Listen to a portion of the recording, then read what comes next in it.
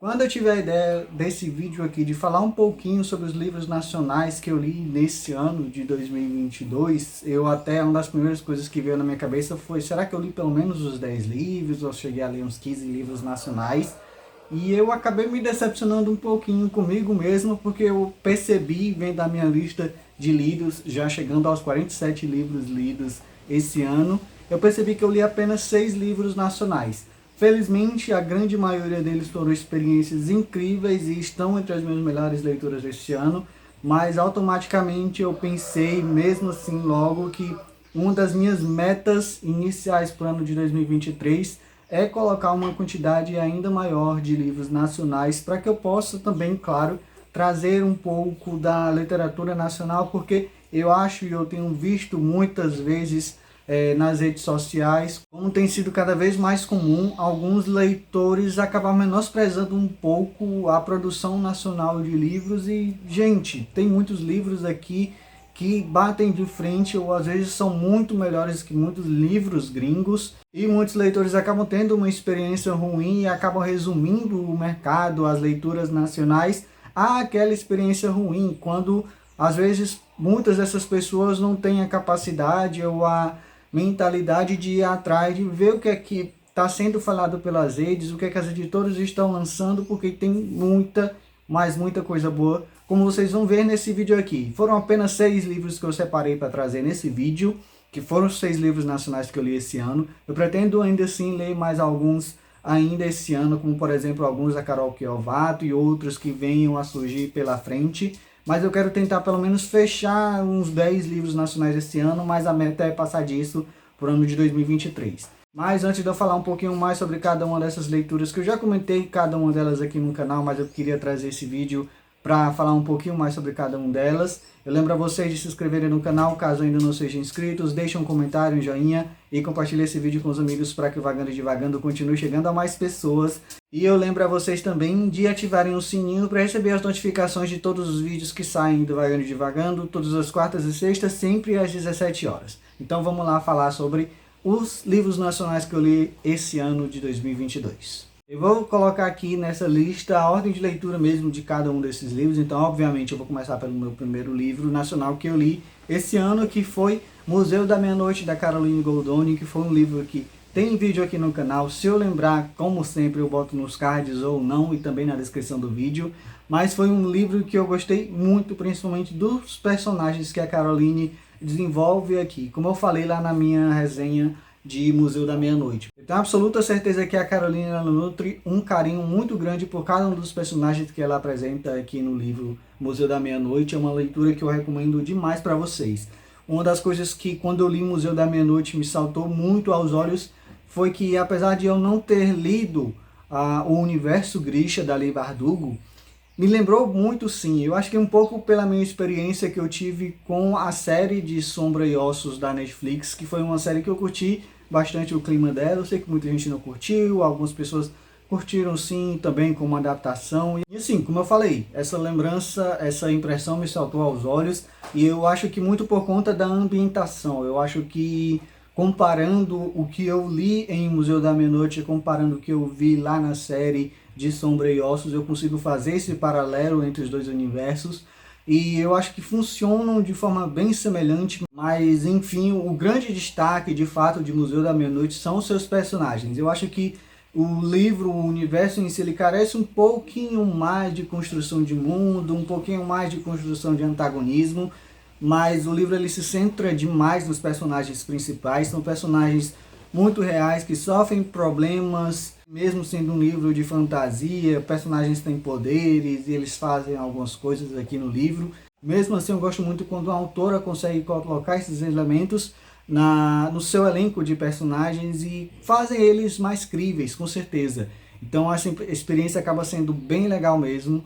A história em si de Museu da Meia-Noite, ela se centra no Klaus e na Charlotte. A Charlotte, ela tem a irmã dela sequestrada, a irmã dela some misteriosamente e a Charlotte acaba se envolvendo um pouco nessa organização, nesse famoso Museu da Meia-Noite, que é um museu misterioso. Ninguém sabe exatamente onde ele fica e ele é envolto a mistérios. E a Charlotte acaba se envolvendo com o Klaus, descobre, conhece o Klaus, e o Klaus ele faz parte da equipe do Museu da Meia-Noite, e ao longo do livro nós vamos descobrindo o que é o museu, o que foi que aconteceu com a irmã da Charlotte, e por aí vai. É uma história bem legal mesmo, vale demais a pena, é um livro que flui muito bem, apesar dos pequenos problemas que tem de construção de mundo, que falta um pouquinho mesmo. Mas vale demais, está disponível no Kindle Unlimited, eu acho que ainda está. Então se você ainda não leu o Museu da Meia-Noite, vá ler, porque, gente, até a editora Morro Branco indicou esse livro, então não é qualquer coisa, vamos lá conhecer. O segundo livro nacional que eu li esse ano foi Me Pediram para Voltar, da Grazi Fontes. Esse caso é um caso interessante porque eu acho que quando eu li, e pensando um pouco na época em que eu li, eu gostei muito mais do livro do que eu acho que eu gostaria dele hoje. Significa que é um livro ruim? Não. Ele, inclusive, quando eu fiz a avaliação dele, eu coloquei uma avaliação de 4,5 estrelas, porque é um livro muito bom, muito bem construído, e ele tem alguns elementos ali que é um livro sensível demais, é um livro pesado, ele é um livro que tem alguns gatilhos bem fortes, então já fica o aviso para você pesquisar a lista de gatilhos e Me Pediram para Voltar antes de ir atrás dessa leitura. Mas basicamente nós temos aqui a Mari, ela sofre um acidente e ela perde a memória dela. Essa perda de memória e por conta de certas coisas que acontecem, acaba trazendo de volta para a vida dela uma pessoa que já tinha ido embora. Essa pessoa estava em circunstâncias bem diferentes nesse dia do acidente da Mari e quando ele retorna. Essa pessoa é o Thomas. E nós vamos acompanhando como é que esses dois personagens vão se comportar entre si. Porque a Mari e o Thomas, eles tiveram um relacionamento anos atrás e por certos motivos eles acabaram se separando. E aí, com o Thomas voltando para a vida da Mari depois desse acidente, ela sem memória alguma, aparentemente, as coisas começam a acontecer de uma forma um pouquinho diferente e esses personagens vão voltar a se envolver. E aí nós vamos tendo também flashbacks do passado, que foi o que aconteceu com a Mari e com o Thomas, e a Mari ela passou por algumas situações que mulher nenhuma deve passar na vida. E é um livro muito sensível, é um livro muito delicado, mas eu acho que hoje os problemas dele me afetariam um pouco mais do que me afetaram na época. O livro ele tem barrigas muito grandes, em certos momentos de Me Pediram para Voltar que acabam sendo um pouquinho demais e sem muita necessidade dentro do livro, porque é um livro longo, querendo ou não, são mais de 600 páginas, pelo menos no Kindle. A escrita da Grazi é bastante fluida, ela desenvolve os personagens muito bem, só que o fato do ritmo do livro ele ser tão quebrado constantemente, principalmente na segunda metade, acaba cansando sim a experiência. Isso sem contar o cansaço emocional de você ler um livro como esse. Eu ainda estou muito curioso para descobrir o que vai acontecer no segundo livro, porque o livro ele acaba meio do nada e é um final muito abrupto também. É uma decisão de final que você para pensar se foi certo ou não terminar da forma que terminou, porque não é apenas um gancho, é como se o livro tivesse sido literalmente cortado no meio e a autora fez a divisão sem pensar muito bem de como esse gancho no finalzinho de Me Pediram para Voltar afetaria a experiência do leitor. Então não é um final tão legal considerando que você tem um segundo livro. Então é um livro que vale muito a pena sim, mas tenham consciência de que é um livro bastante pesado, tem algumas cenas muito delicadas, muito doídas, é um livro que vai exigir sim algum esforço emocional e psicológico de você para conseguir superar e entender as coisas que estão acontecendo. Vão atrás da lista de gatilhos para ficar um pouquinho ciente disso. O terceiro livro é Avisos, da Mariana Lucioli. Foi um livro que eu gostei demais de fantasia nacional. E aqui nós temos 3 povos, os humanos, as Quimas e os Saitons. E eles viviam em harmonia no mundo, até que chega o povo de Dagmir, que é como se fosse um exército de humanos querendo dominar, obviamente. Dominar tudo. E eles acabam praticando praticamente um extermínio com as Quimas e os Saitons. Eles acabam se isolando em pontos diferentes desse mundo. Os Saitons vão ficar isolados nos oceanos, nas águas, nos rios, porque eles são povos aquáticos. E as Quimas, que são como se fossem pássaros que podem assumir formas de humanos, se eu posso falar dessa forma, elas vivem numa montanha ali perto. Então, Esses dois povos vivem isolados porque o povo do Dagmir acaba fazendo uma perseguição contra eles, porque eles não gostam que haja essa interação entre os povos.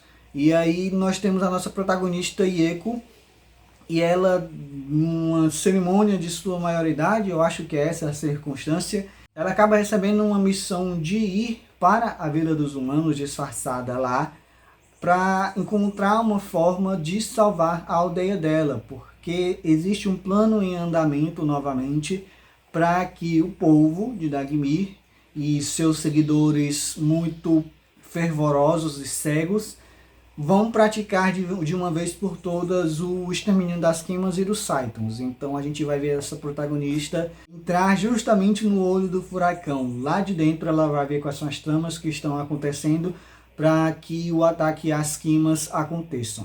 E aí nós vamos ter uma resistência, nós vamos ter um grupo de humanos que vai se pôr contra o povo de Dagmir, que é um povo literalmente maluco. E é uma história muito legal, eu gosto muito, mas eu acho que o que eu mais gostei de Avisos é a forma com que a autora ela mostra como esse mundo funciona, que eu não esperava. Eu gosto muito de quando livros de fantasia quebram um pouco as nossas expectativas e a perspectiva também, muda a perspectiva da narrativa a partir de uma revelação. E a revelação acerca do mundo de Avisos, eu acho que é uma das coisas mais interessantes do livro. O livro ele funciona muito bem, tem momentos emocionantes, personagens legais. Leiam pelo menos para descobrir o que é essa grande verdade sobre o mundo de Avisos, que eu acho que é algo muito, mas muito legal. O próximo é Romance Real, da Clara Alves. Aqui a gente vai acompanhar a Diana. Ela está passando por uma situação em que ela acabou de perder a mãe. Elas duas eram muito fãs de tudo que envolvia a Inglaterra, da rainha, fãs do One Direction e por aí vai. Elas tinham um desejo muito grande de conhecer o país.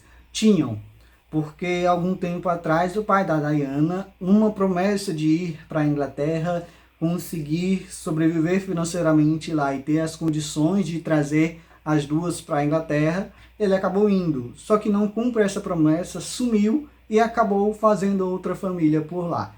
E por conta disso a Diana começa a odiar a Inglaterra. Mas aí, como eu falei aqui no iniciozinho do resumo sobre esse livro, ela perde a mãe. Depois que perde a mãe, certas circunstâncias fazem com que ela vá morar com o pai dela. O pai que ela tanto odeia na Inglaterra, que ela passou a odiar. Então nós vamos acompanhar essa mudança da Diana e como isso vai afetar a personagem. Até que um dia, coincidentemente ou estranhamente, não sei como você quiser enxergar isso, ela está lá andando pelos arredores do Palácio de Buckingham, até que encontra uma moça simplesmente pulando o muro do palácio, fugindo. Não se sabe de quem, não se sabe de quem. Mas essa moça, coincidentemente, também é brasileira, ou é filha de brasileira, na verdade. Tá aprendendo um pouquinho de português.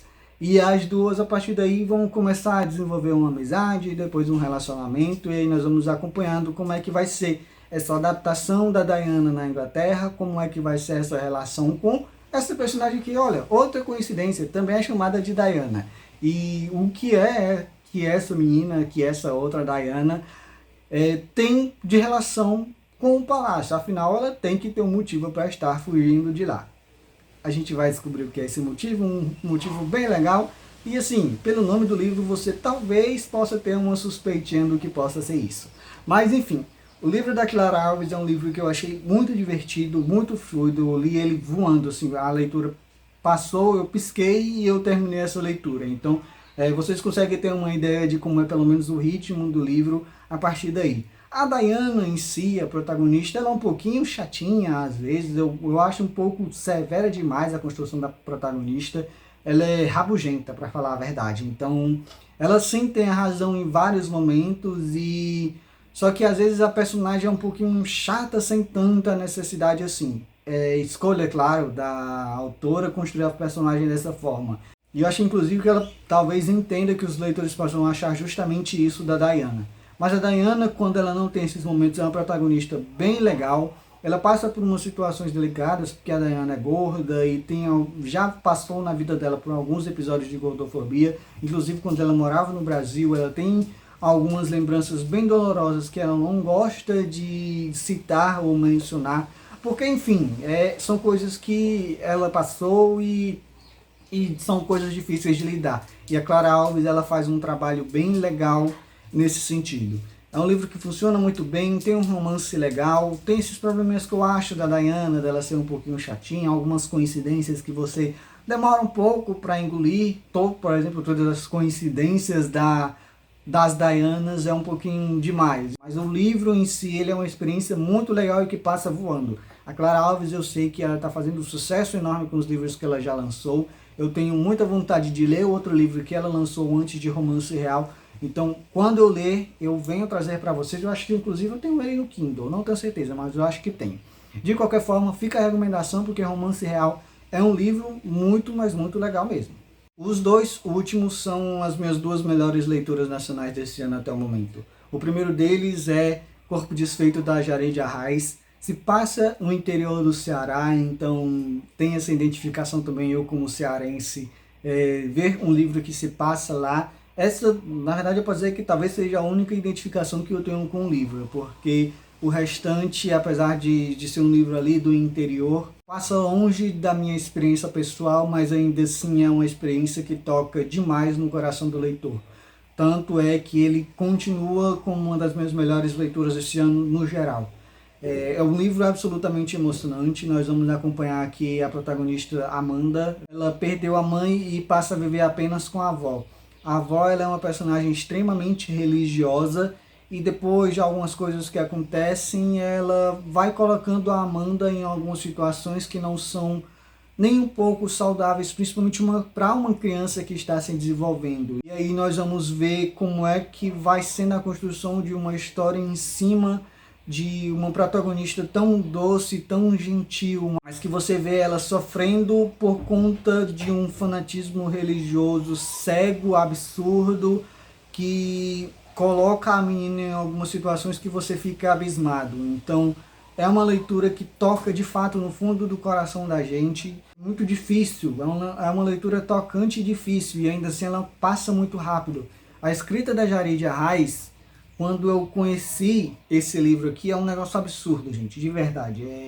Tá entre algumas das minhas melhores escritas, novamente, do que eu vi esse ano e algumas das melhores escritas que eu vi na minha vida. É algo muito poético, a forma com que ela vai construindo a personagem, a construção de frases, a construção de narrativa. É primoroso o trabalho da Jareide Arraes aqui. Se você não conhece o trabalho dela ainda, no momento eu só li Corpo Desfeito, mas eu tenho total vontade de conhecer outros trabalhos da autora, porque a forma com que a escrita dela transborda das páginas e coloca o leitor dentro ali daquela narrativa, dentro da narrativa de Corpo Desfeito, é algo único de verdade na literatura nacional. E eu acho que essa autora ela tem que ser mais vista, tem que ser mais lida, com certeza, porque é um livro que vale demais e Corpo Desfeito é um livro absolutamente emocionante.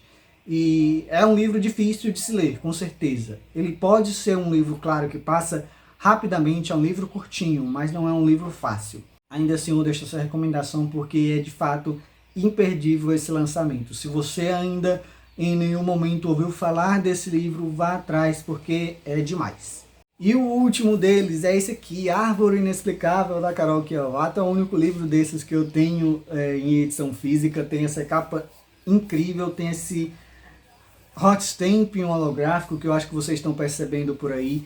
E foi uma surpresa e tanto ter conhecido a Carol com Árvore Inexplicável. Eu já tinha ouvido falar da Carol por Porém Bruxa. Eu também sei que ela lançou Senciente nível 5. Inclusive, Porém Bruxa vai ser relançado pela editora Suma, então vai ter capa nova. Se for tão linda quanto essa, vai ter mais vontade ainda de ler Porém Bruxa. Eu estava pensando em ler nos próximos meses, mas eu acho que eu talvez vou esperar um pouquinho para pegar e ler pela capa nova. Então é uma história muito legal, Árvore Inexplicável. Eu já tenho um vídeo sobre esse livro aqui no canal, então eu nem vou tanto falar sobre esse livro aqui porque é um dos vídeos mais recentes. Então vão lá dar uma olhada. A Carol ela faz um trabalho incrível e principalmente nas mensagens de ecologia, de meio ambiente, de preservação de fauna e flora nacional. É um livro importante em todos os sentidos. Tem muita gente lendo e adorando a experiência que está tendo aqui nesse livro, principalmente com a Diana, que é uma personagem que a gente quer abraçar a todo momento. Tem uma personagem que essa personagem sofre tanto nesse livro. A Carol, ela surpreende muito também nas cenas de ação, que são incríveis. O livro ele também é uma fantasia, que tem um pezinho ou dois praticamente no realismo mágico, então eu gosto bastante dessa forma de construção. Alguns personagens têm alguns poderes, mas acho que a grande parte do livro é que ele se passa no realismo mágico. Então eu não vou falar mais tanta coisa sobre esse livro aqui, porque, como eu já falei, é um dos vídeos mais recentes do canal, então vocês podem ir lá conferir. Novamente, se eu lembrar, eu deixo nos cards e na descrição, mas vão conferir. E Árvore Inexplicável é um livro imperdível de verdade. E esses são os 6 livros nacionais que eu li nesse ano de 2022. Gostaria sim de ter lido mais, vou ler mais com certeza. Como eu já falei, vou ler mais da Carol Kiovato, talvez eu leia outro livro da Clara Alves. Então, tem muitas opções ainda e eu tenho certeza que o mercado nacional, a literatura nacional, está repleta de grandes autores e muitas histórias capazes de emocionar a gente. E eu espero que vocês tenham gostado desse vídeo. Deixe aqui nos comentários também algumas recomendações de livros nacionais que vocês leram esse ano, que vocês acham que eu posso gostar. Então, quem sabe eu pego algum desses aí para ler nos próximos meses e vim, claro, trazer minha opinião sobre eles para vocês. E eu espero que vocês tenham gostado desse vídeo. Eu lembro a vocês de se inscreverem no canal caso ainda não sejam inscritos. Deixem um comentário, um joinha e compartilhem esse vídeo com os amigos para que o Vagando e Divagando continue chegando a mais pessoas. Lembro vocês também de ativarem o sininho para receber as notificações de todos os vídeos aqui do canal, que saem sempre às quartas e sextas, às 17 horas. E muito obrigado a todo mundo que assistiu o vídeo até aqui e até o próximo. Tchau, tchau.